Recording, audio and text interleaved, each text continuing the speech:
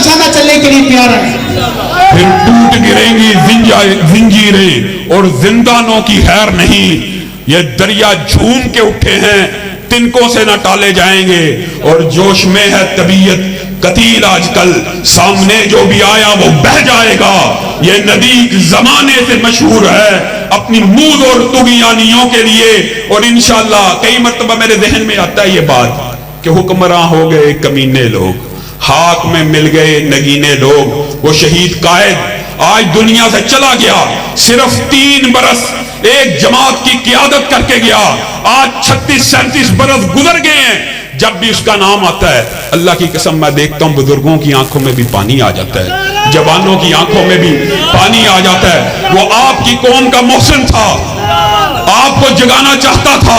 आज उसी शहीद के बेटे दोबारा चाहते हैं कि आप जाग जाइए, एक वक्त आना चाहिए। कब तक मांगते रहोगे? कब तक नवाज शरीफ जिंदाबाद, कब तक इमरान खान जिंदाबाद के नारे लगाओगे? कभी ना कभी तुम्हें निजाम मुस्तफा जिंदाबाद का नारा लगाना होगा, कभी ना कभी तुम्हें कुरान जिंदाबाद का नारा लगाना होगा।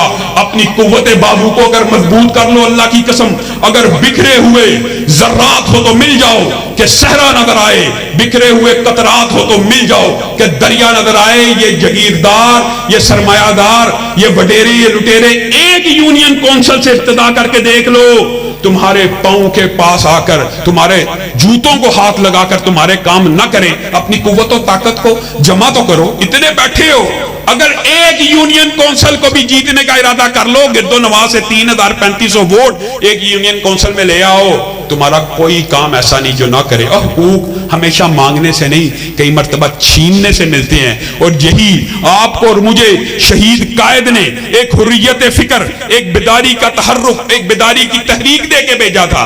आप सब साथी इंशाअल्लाह इस तहरीक का साथ देने के लिए तैयार हैं इंशाअल्लाह। फिर इस वतन के अंदर खुदा करे कि मेरी अर्ज़े पाक पर उतरे वो फसले गुल के जिसे अंदेशाए ज़वाल न हो। और इंशाअल्लाह इस हिदा को मिटाएंगे हम ही, फसले गुल लेके आएंगे हम ही। सुभान रब्बिका रब्बिल इज्जति अम्मा यसिफून व सलाम।